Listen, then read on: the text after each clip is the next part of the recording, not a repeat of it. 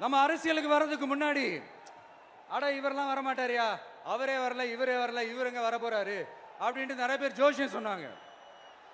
அப்புறம் நம்ம கட்சியினுடைய பேர் அறிவிச்சதுக்கு அப்புறம் பேரு தானே அறிவிச்சிருக்கிறாரு, மக்கள் கிட்ட பேர் வாங்கணும்ல, அதெல்லாம் முடியாதுன்னாங்க.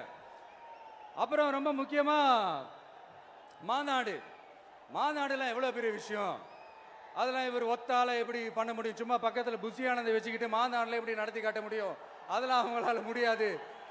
அப்புறம் மழை பெஞ்சு எல்லாத்தையும் கெடுத்துரும்.